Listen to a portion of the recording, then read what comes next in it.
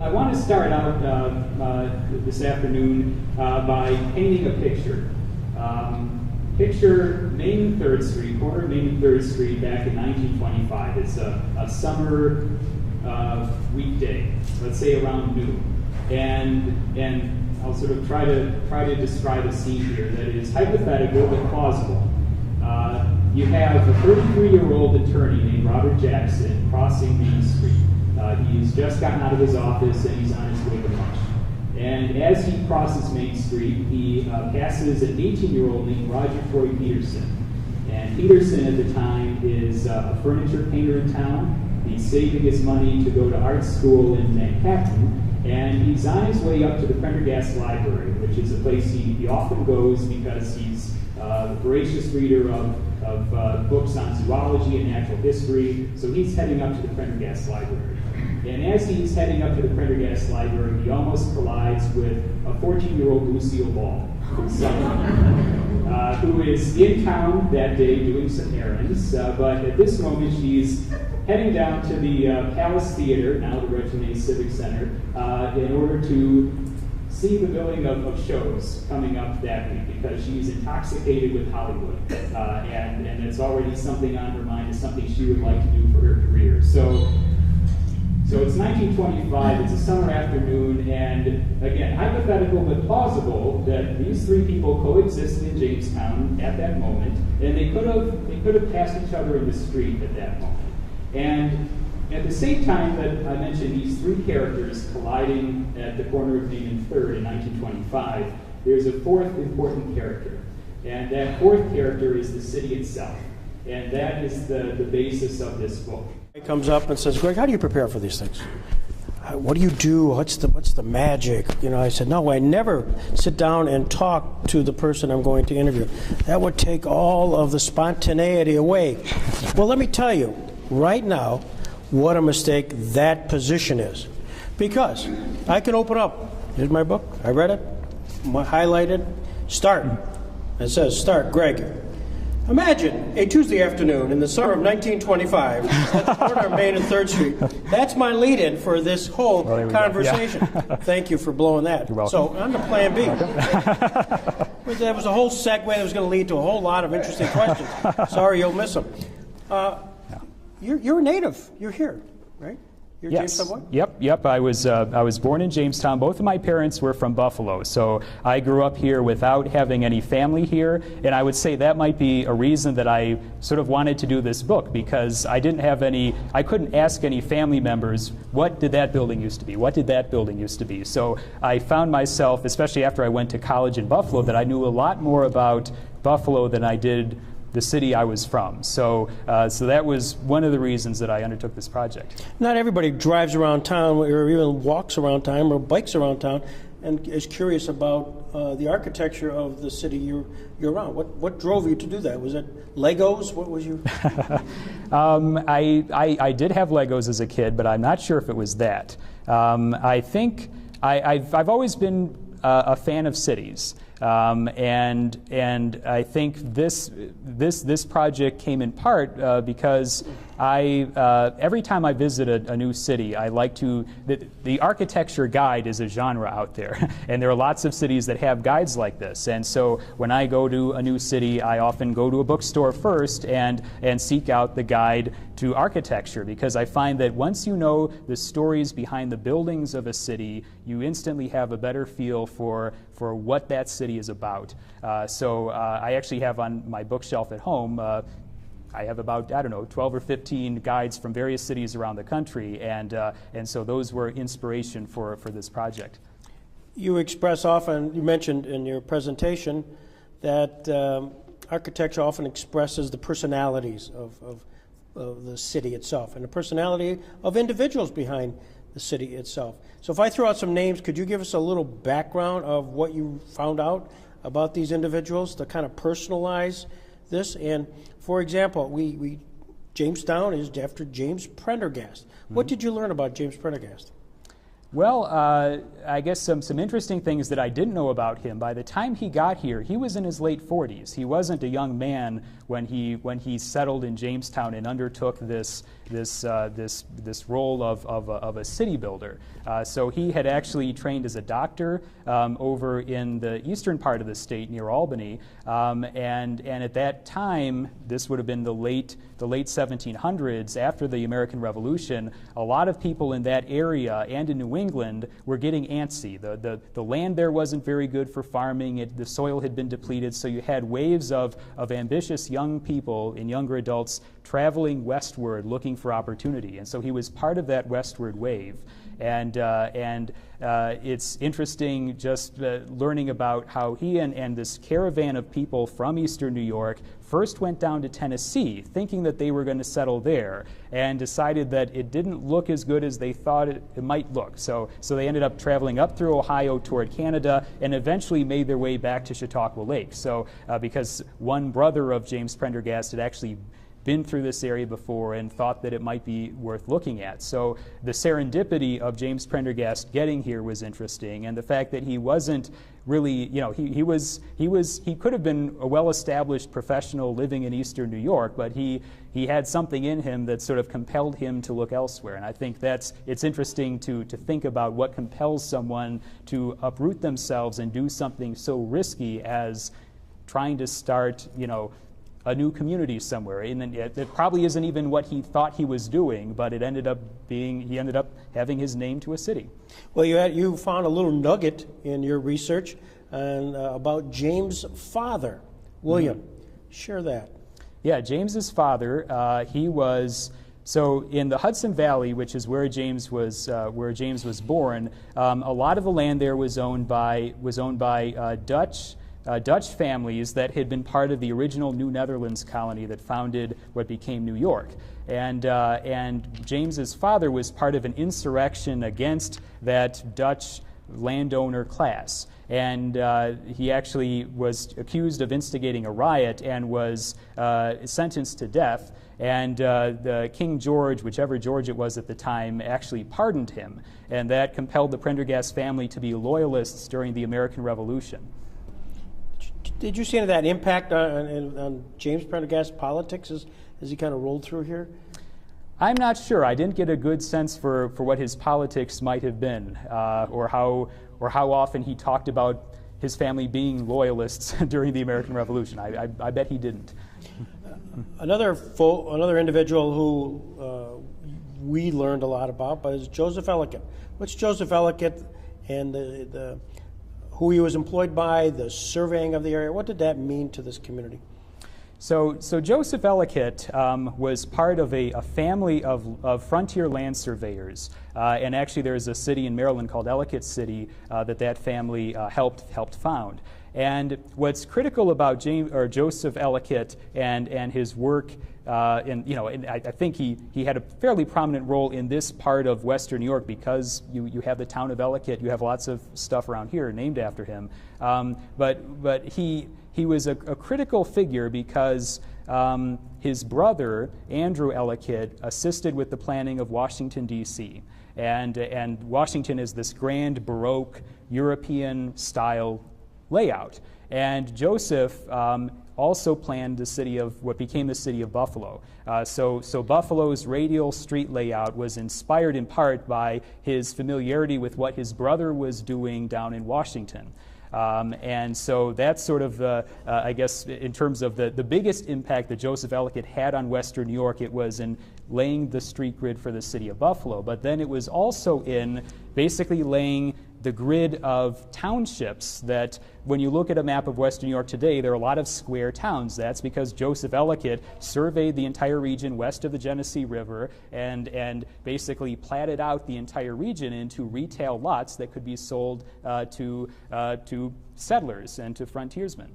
And he also had a crucial role in picking sites where general stores were built, where mills were built, in order to spur settlement and development. And mills at present-day Kennedy and Falconer were actually supported by Joseph Ellicott. And what's interesting is that what James Prendergast started here was not part of the I guess the mill communities that were supported by Joseph Ellicott and his Holland Land Company. So this was a bit riskier. The settlement at Jamestown was riskier because it wasn't necessarily supported by the Holland Land Company, this company that had purchased all the land and was in the process of selling it off and had hired Joseph Ellicott to do that. Was Prendergast some sort of rogue? He might have been. He might have been. His politics, again, are something that it's hard to divine from the material that's available, but he might have been some sort of rogue, and whether that was from his father in his family history, he was obviously a risk taker. He wouldn't have set out just to start a new life at his age and not be a risk taker. So I think there was something to the character of James Prendergast that there might have been a chip on his shoulder, and he might have tried extra hard to make this settlement work because he wasn't supported by Ellicott and the Holland Land Company. 1827, Jamestown was chartered, hence the name Jamestown. But prior to that, 10 years earlier, there was actually a post office created here. What was the impetus to have a post office in an area which is sort of an outpost? Well, the post office and the postal service was a very critical element of early American life. And very small places today have post offices. It might be the only real federal presence in many small towns and very small hamlets is the presence of a post office. So Jamestown had a post office before it became a village, and what that did is it gave people here access to information from back east, which included the latest styles, the latest architectural styles from Philadelphia and Boston and Manhattan. And that had an influence on some of the early architecture in places like Jamestown and in scores of other small communities in upstate New York. So the post office had a role in sort of helping to cement even tenuous little settlements. It helped to cement the idea of that settlement, which gave it some sense of solidity, which gave courage to people that, well, if there's a post office here, there must be something going on. And that sort of led to this domino effect in places like Jamestown, where it provided just enough confidence for people to begin to invest and move here, and as this critical communication link to back east that influenced architecture, business, and a variety of other aspects of community life. 1825, the DeWitt Clinton, the canal, Erie Canal, is created, so that's sort of east-west, north of here. Yeah. And then, of course, our link to the real commerce was down the Chautauqua to the Allegheny to ultimately the Mississippi and New Orleans. Mm-hmm. What was the game changer in all of that? Because in one sense, we're isolated. Yes, yeah. What was interesting about Jamestown, especially compared to Dunkirk up in the North County, Dunkirk, being right on the lake, had easy access to the Erie Canal. And as soon as the Erie Canal helped that east-west axis from New York to Chicago become the dominant transportation axis, Dunkirk was sitting in a pretty good position to take advantage of that. And Jamestown was rather isolated because it takes a lot of effort to get something from Jamestown to Pittsburgh just by water, because you have some pretty narrow, forested waterways on the way down there. So it would take a lot of effort and expense to move goods down to Pittsburgh, then on to New Orleans. So it was the railroad coming in 1860 that helped to connect Jamestown to this prevailing east-west transportation corridor that linked Jamestown into the rising national economy, especially after the Civil War, and ultimately Jamestown overtook Dunkirk as the leading industrial community in the county. As that happened, what were the two principal businesses here? What were the that you talk about? The two leading businesses back in the mid to late 19th century were textiles, especially wool products, and furniture. And those were major early on. And then they became increasingly important after the railroad came and after industrialization took place, because the critical role that the railroad played in Jamestown and every other community that tapped into a railroad was that it created a national marketplace. So if you're making a chair in Jamestown before the railroad comes, you're selling that chair to people within walking distance of you, essentially. But once that railroad comes, you can sell that chair almost anywhere within easy access of a railroad. That created this national marketplace for products, and so that meant a lot of new competition for businesses that were located in Jamestown, and a lot of businesses failed. But if you were pretty good at what you did, you had the opportunity to all of a sudden sell your product at a much larger scale, and that's where you had small shops with maybe 2 or 3 people become factories with 300 or 400 people. That railroad was just this critical impetus to Jamestown taking off as an industrial community. Which created its own pressure in a sense, because the demand for labor probably far exceeded the supply of the labor. Yes. So yeah, if all of a sudden you're going gangbusters with your new line of chairs that you're selling in Detroit and Washington and Boston, and you need people to help you make those chairs, you need to import labor. And this was the period where Jamestown grew from a village of 3,000, 4,000, 5,000 to a city of 10,000 by 1886 to a city of 45,000 by 1920. So this rapid industrialization required laborers to do this work, and that's when you had the greatest migration of Swedes into Jamestown, who were critical in the furniture industry, of English people to Jamestown, who were critical in that textile industry of the late 19th century. And then by the time you get to the 20th century, you have a lot of Italian and Greek immigrants coming to town and supplementing a lot of the new metal-based industries of the early 19th century that included a lot of metal furniture. I went to school with Allison Broadhead. What's the Broadhead family mean to this area? So the Broadheads are interesting. It's a name you've probably heard, and they were into everything. So the Broadheads, William Broadhead, the patriarch of that family, was critical in industrializing worsted textiles in Jamestown. The Broadhead mills on First Street here were part of that empire. But they then diversified from textiles into a lot of other lines of business that were critical in shaping what Jamestown looks like today and what the region looks like today. They were making paving brick at a time when the city was going crazy paving its streets with brick. So they profited quite well from Jamestown's paving activity at the time. They also bought up a lot of the transportation lines along the lake. And something very interesting that they did that you find in other parts of the country, they operated amusement parks. They ultimately owned the Celeron Amusement Park and the Midway Amusement Park because they also owned the trolleys in Jamestown, and on weekends you want to spur ridership on your trolley lines. And so you have amusement parks that are a fair distance away from the population center to encourage people to utilize your trolley service. So the trolleys, the paving of streets, these critical city building functions of the late 19th century became a business component of the Broadhead family. With that, there's sort of this, I'm just thinking of the downtown evolution. All of a sudden you have access leaving the area. I mean, people, they come into downtown because of the train stations, and all of a sudden the trains, they go in the other direction as well. And whether it's out from the external or internal to the external. How does that work? So what basically, by the late 19th century, a number of factors came together that allowed the creation of these things called downtowns. And the factors that were present in Jamestown also influenced development in cities all over the country, where basically you had trolley lines that came together in what became downtown, because this was the historic core of the city, but they radiated out north along North Main Street, south along Forest Avenue, to the east along East 2nd Street, to the west toward Lakewood.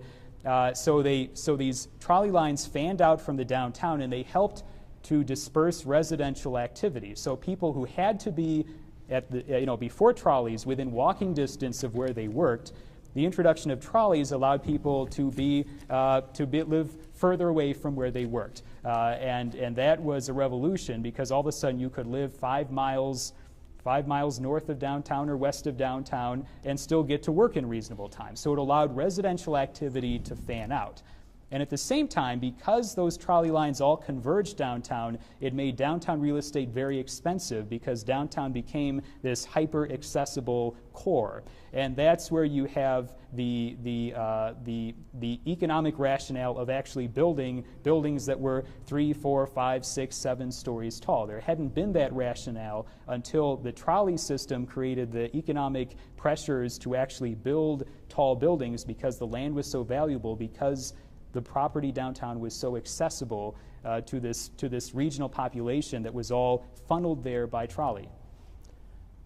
And at some point, I read here and I found fascinating because you just don't think about this, but there was a railroad viaduct all of a sudden built. The 3rd Street Bridge was built, so all of that serpentine that you had to do to get in and out of the city all of a sudden made it pretty easy. What kind of game changer was that? Yeah, so if you can picture before the viaduct, before the railroad viaduct gets built, and it was mostly built in the mid-1920s. There were parts that were built around World War I, but most of it was built by the late 1920s, which is around the time that the 3rd Street Bridge gets built, 1927, 6th Street Bridge a few years later. So before those bridges were in place, you had at-grade railroad crossings, along the Chattacoin River. And Jamestown was a busy rail center at the time, so it was very difficult to actually get between the north and south sides of the city. It took a long time. You had to wait a long time, and it was dangerous too.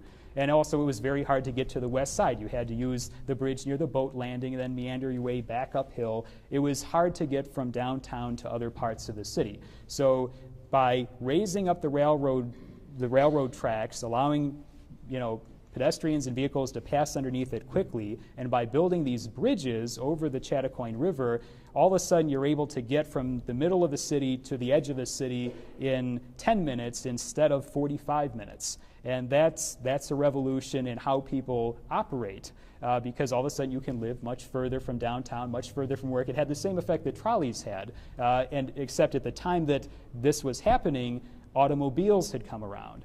And this ultimately during the 20th century had a negative impact on the economic health of Jamestown because it basically enabled people to live outside of the city while having easy access to downtown shopping, downtown entertainment, and downtown workplaces. And this, of course, is repeated across the country where good roads and fast automobile travel enabled suburbanization, which during the course of the 20th century had a negative impact on the health of city neighborhoods and of the city's tax base. I found very fascinating that it was President Coolidge, during his administration, they actually had created sort of a national zoning code which found its way into the states and ultimately localities. I guess I never thought about the fact that at the time there was no zoning codes. How did that impact the city's growth? Yeah, so zoning, doesn't come around until the 1920s, really, for most of the country. And it was actually Herbert Hoover, who was the Commerce Secretary under Calvin Coolidge, who was an engineer, which was critical, I think. He saw zoning prescribing what you could build in certain spots, whether it was residential, commercial, industrial, the density of building. He saw, and many at the time saw, zoning as a way of preserving property value because it created greater predictability. If you knew that a factory could not buy property across the street from you and sort of, build a tar factory, you felt better about building a house. And so that was seen as a very positive thing for a real estate investment. So towns and cities across the country adopted zoning very quickly in the 1920s and 30s. For much of what had already been developed in Jamestown, that really didn't have an impact. But for outlying parts of Jamestown, a lot of the neighborhoods that were built in the 1920s and 1930s, zoning created conformity and uniformity so that you have regularized setbacks and very similar styles. You might have a block on the north side where it's all Dutch colonials, it's all little bungalows, and they're all the same size, the same setback. That was the result of zoning. The predictability, the conformity that zoning brought about really influenced the way that neighborhoods on the edges of Jamestown look. The halcyon days of downtown Jamestown, you, I think, talk about 1925, which of course was that example, which I was going to lead into and then go to a lot of questions. Obviously, you didn't get that chance. But what was the slowdown afterwards? I mean, you had that glory days, and then you read next that it sort of pauses. Yeah, the Depression obviously was a real downer for Jamestown, I guess. The textile and elsewhere. And one of the major results of the Depression for Jamestown was that the textile industry locally almost completely collapsed. A lot of the worsted manufacturing that occurred in Jamestown during the 19th century and the early 20th century, it almost vanished. Some of it lingered until the 1950s and 60s, but a lot of it either closed up or moved down south where labor was cheaper and facilities were more modern. So that sector of the economy took a major hit. A lot of wood furniture manufacturing also took a hit at the time, either closed up shop or moved to cheaper locations. And what took its place, and there was a lot to take its place, a lot of the metalworking, ball bearings, automobile components manufacturing, that was a major part of mid-20th century Jamestown, but it wasn't able to make up for a lot of what was lost during the Depression. So Jamestown was actually fairly uncommon among upstate New York cities in that it sort of flatlined during the mid-20th century.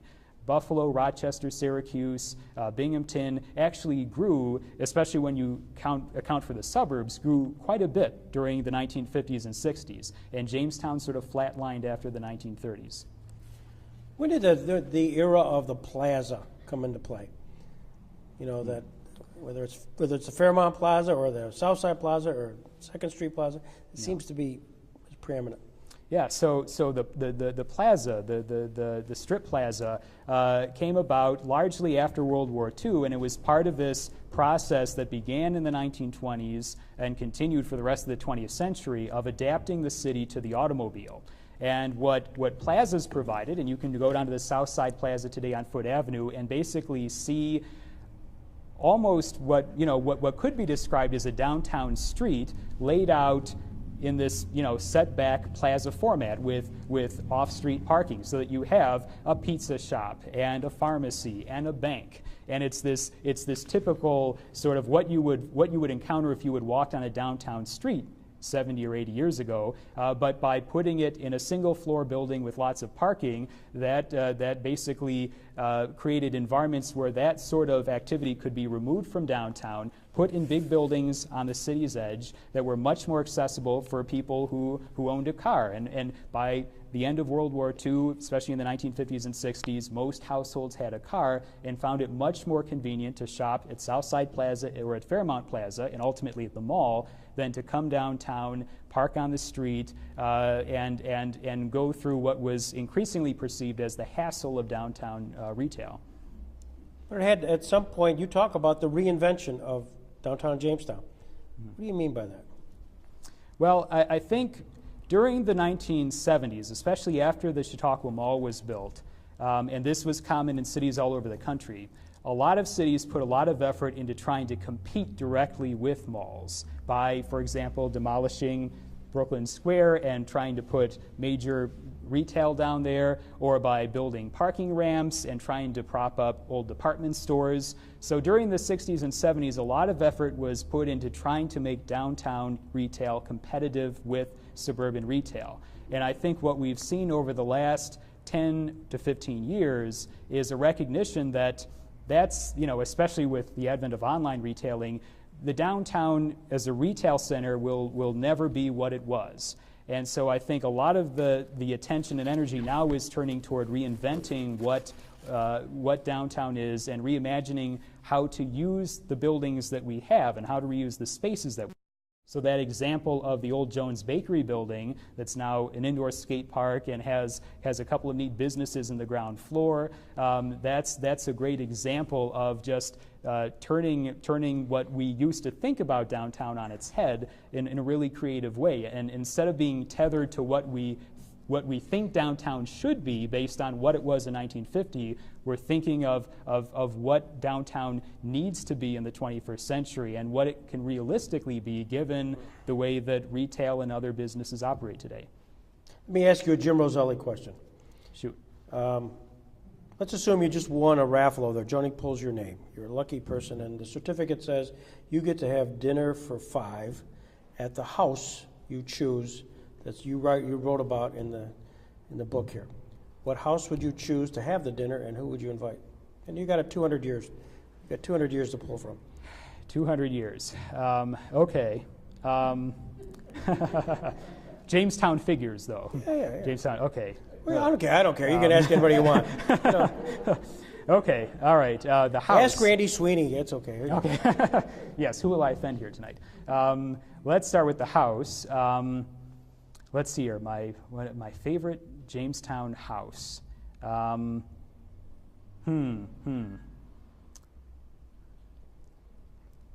This is probably an answer I should have come prepared with. My favorite Jamestown house. Okay. The Sheldon House on Lakeview Avenue at Falconer Street, which I was in for the first time 2 months ago for a little meeting in their sunroom, and it was just an amazing space and so neat the way it's like a little estate compound right there on the corner of Falconer and Lakeview. So that's probably my favorite house in the city. And now the people.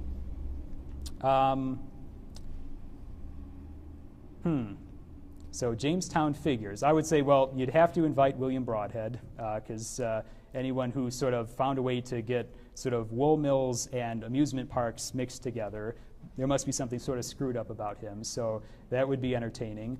Probably Governor Fenton, just because he had good connections, knew some interesting people. I think he met Abe Lincoln a few times. Let's see here. Trying to think of 20th century figures. I would say, let's see. Well, I'll add you to the table, just for, that's... How gratuitous. As an eminent 20th century / 21st century figure. Abby, do you have that? Do you got that? Eminent, yeah. And then let's throw in, I would say Stan Lundeen would be interesting to have at the table, because he was sort of this interesting sort of figure from the 1970s, which you saw in a few other cities, of a young mayor sort of trying to bring a new approach to city government and to sort of the outlook of the city. I think that he would be an interesting person to have at the table. And then let's see here, Joseph Ellicott, I guess, because he ended up being probably like William Broadhead, a little bit nuts. He actually was institutionalized late in his career, and ultimately many people ascribe it to him having planned Buffalo, that sort of did something to his brain. So I would say, yeah, Ellicott, Peterson, Broadhead, Fenton, and Lundeen. And they would be, as much as you would like to hear them speak about what they did, they would like as much to hear you speak about what you learned about Jamestown. This has been amazing. I tell you, I had no real perception until I read the book, and most of you haven't had that chance because you don't have it. Let me highly recommend it. You spent a tremendous amount of time. I'm visualizing you as a young boy on a bicycle with baseball cards in your spokes. I had to get that in. Working around this area, and you've added a tremendous asset to our community legacy. I'm glad the Fenton will be housing those books here, and I just thank you. And everybody should give him a great hand because he's added a lot. Thank you.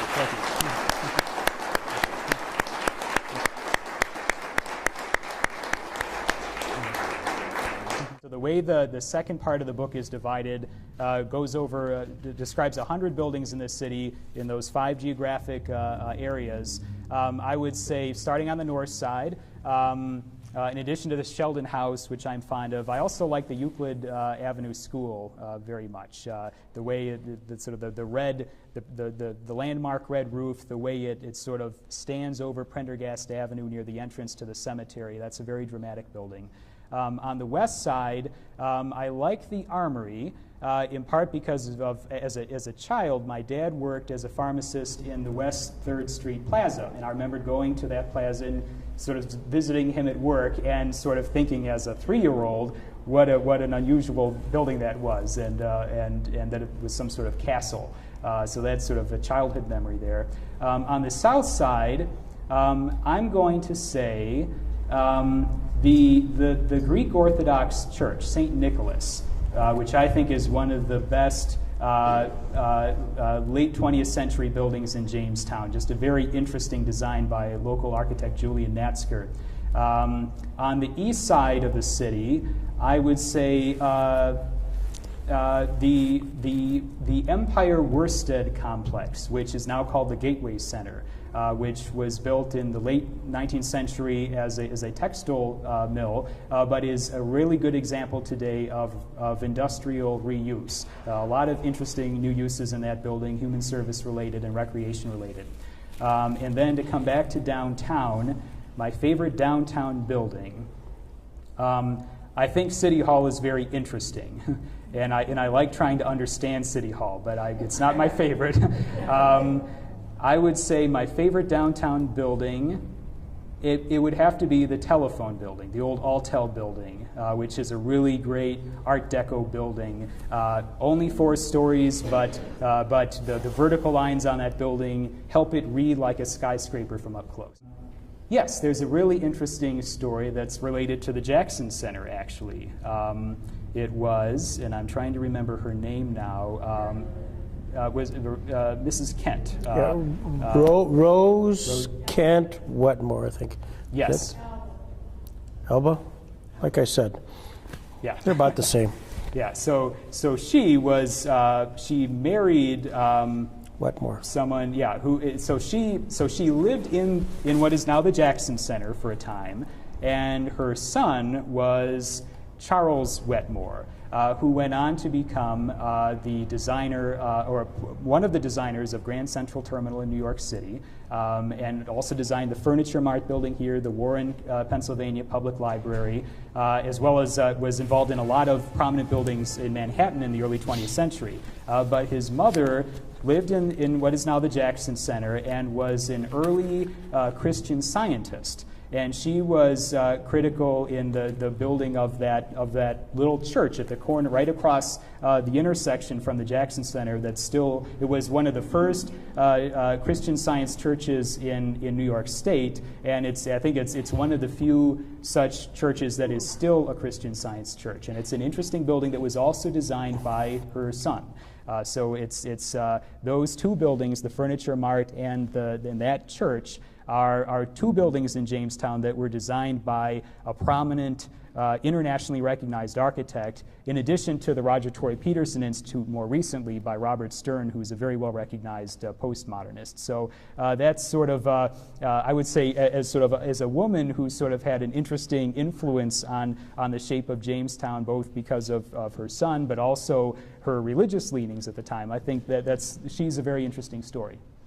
I don't know if municipal electric was really critical to industrial development in Jamestown. I think that might have happened regardless, because ultimately what became the BPU was competing for a few decades with a private utility that actually drew its electric from Niagara Falls. And so I think it probably, factories here would have had access to electricity probably regardless of whether the electric had been municipalized. But I think what municipal electric reflected about Jamestown and about Mayor Carlson especially was this ethic in the early 20th century of municipal experimentation. Because at that time, the federal government didn't do much other than having a military and a post office. The federal government really didn't have a lot of roles, especially at the local level, other than the post office. And the state government didn't do a lot. So it was really, at that time, city governments were really on the vanguard of developing public health policy, of trying to forestall epidemics, and trying to maintain public health in getting public education off the ground. So what Sam Carlson did with municipal electric reflected this strain of municipal experimentation and trying to do things in new ways to adapt to a changing world. And I think it's interesting that Jamestown at the time probably would have been seen as one of the most innovative municipal enterprises in the country because of what people like Mayor Carlson were doing. So and that probably, and that whether that was something about the Swedish population in Jamestown, I suspect it might have had something to do with that, but I think it goes beyond sort of stimulating an industrial growth and more reflecting what, this question of what a city government should do in 1920 versus 1950 versus 2014. What role should it play in spurring development, in maintaining public health? I think that's really where the public utility conversation is at its most interesting. Yeah, that's interesting, and the serendipity, I think that's something that I mentioned it with James Prendergast, like how did he wind up here? How did William Broadhead, who was from England, wind up in Jamestown, and on a trip back to England was inspired by a mill he saw and decided to bring equipment back here and start something that led to him being this focal point of transit development and road building. It's interesting how, as rigorously as we try to make cities predictable, cities are at their most interesting when they're unpredictable, and sort of the serendipity that goes into chance meetings that might have made Jamestown Rochester, which may or may not be a good thing, depending on how much you like Rochester. That's really interesting to think about. What if Eastman Kodak had been based here? Yeah, and the 100-acre lot actually was one of the it was one of the sites in the city that influenced Roger Torrey Peterson, who went there as a student and was inspired by nature at that site. And I think another thing I'll mention along those lines about the role of women, and there isn't a lot of information about this, but this is a really interesting subject, is that for many of the textile mills, females were a very important part of that labor force. And so in a place like Jamestown, unlike a place like Buffalo where steel was the big industry that women were largely locked out of, in a place like Jamestown, women were a crucial part of the industrial labor force. And I think that it would be interesting to learn more about that and what influence that had on the city's culture. I will not say Old City Hall. Not because I like New City Hall, but because Aaron Hall, who designed Old City Hall, designed several more elegant buildings in Jamestown that still remain, such as First Lutheran Church, which I think is a much better example of the style that he was trying to emulate in Old City Hall. So I'll start off by saying I wouldn't rebuild Old City Hall. Let's see here. I would say, especially because what currently occupies the site pales in comparison, across this intersection here, I hate this Best Western Hotel. It's good people work there. It's a fine business, but I hate the design of that building.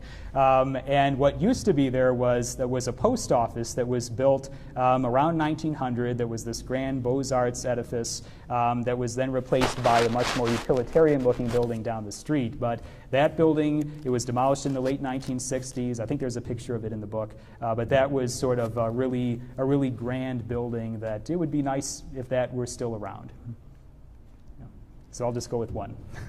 So Jamestown was a major, if you were coming to Chautauqua in the late 19th century, most people would come through Jamestown to get to Chautauqua, whether that was taking the railroad up the west side of the lake to get there, or taking a steamboat from the boat landing to get up there, or then driving through Jamestown to get up to Chautauqua. So it was, in many cases, it was the first flavor that people got of the Chautauqua region was stepping off a train at the foot of Cherry Street when the train station was there, and then over here on 2nd Street when the newer train station was built.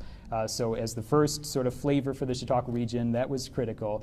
I would say going forward, something that I've sort of talked to a few people about this recently, and it's an idea that I've been thinking about for a while.